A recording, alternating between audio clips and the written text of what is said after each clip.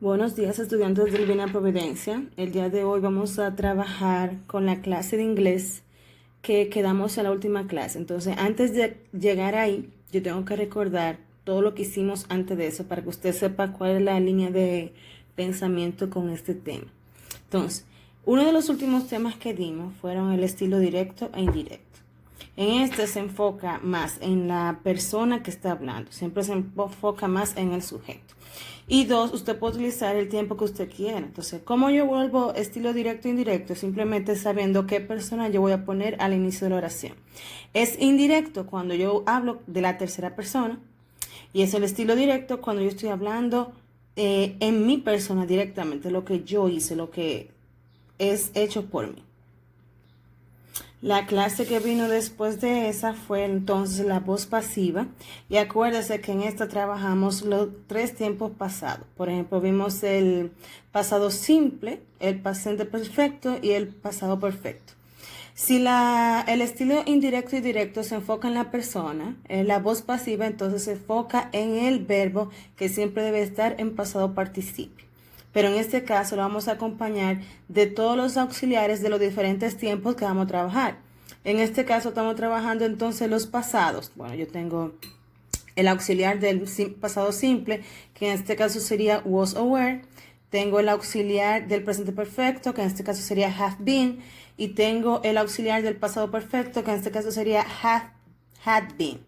Entonces, cada vez que yo estoy hablando en la voz pasiva, yo primero voy a hablar de un sujeto, donde no fue que directamente hizo la acción, sino que la acción cae encima de él. Por ejemplo, las notas fueron publicadas en la escuela, en la pizarra de la escuela. No fueron las notas las que hicieron algo, sino lo que se hizo fue con las notas. Por eso es voz pasiva. Voz activa sería si yo digo yo publiqué las notas en la pared del colegio. ¿Por qué? Porque yo hice algo con qué, con las notas.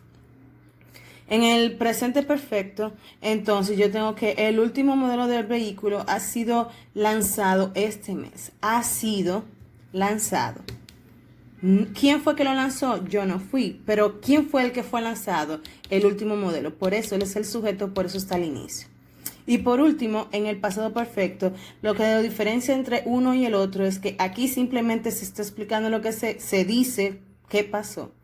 Mientras que en este caso yo te estoy dando detalles de qué se hizo, cómo se hizo, cuál fue la razón. Yo voy a ser un poquito más abundante, por eso la diferencia entre esta oración y esta oración es que es más grande, hay mucho más detalles. Entonces, la última clase o la clase más reciente que vamos a trabajar se llama la voz pasiva en tiempo futuro.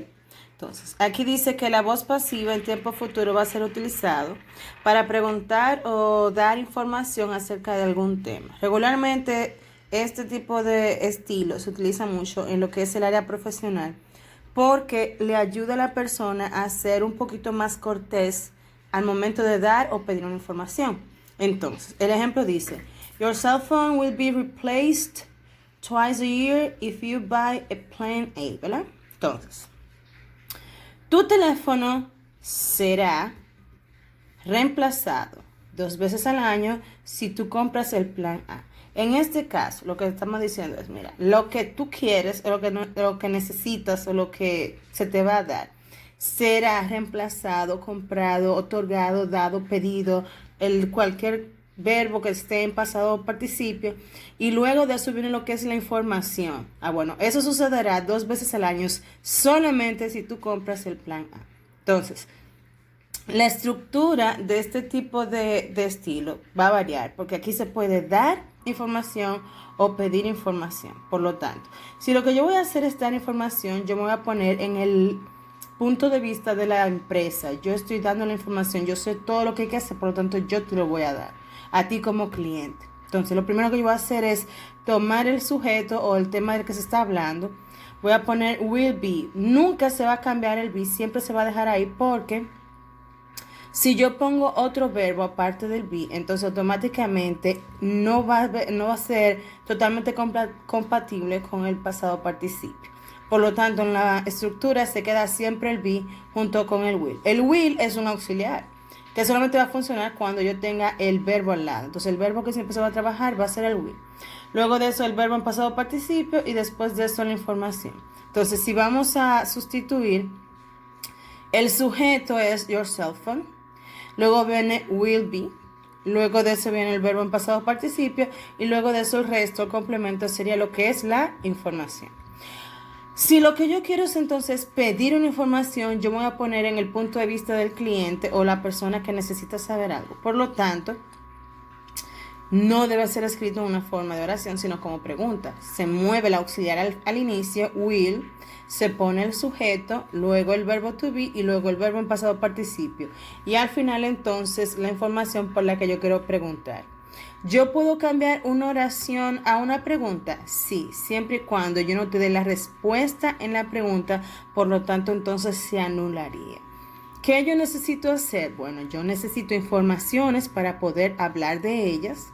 Por ejemplo, si lo que yo estoy trabajando es un customer service, o si yo quiero es trabajar con una persona que está en una tienda o está en el área de informática o referente a un cliente, una farmacia.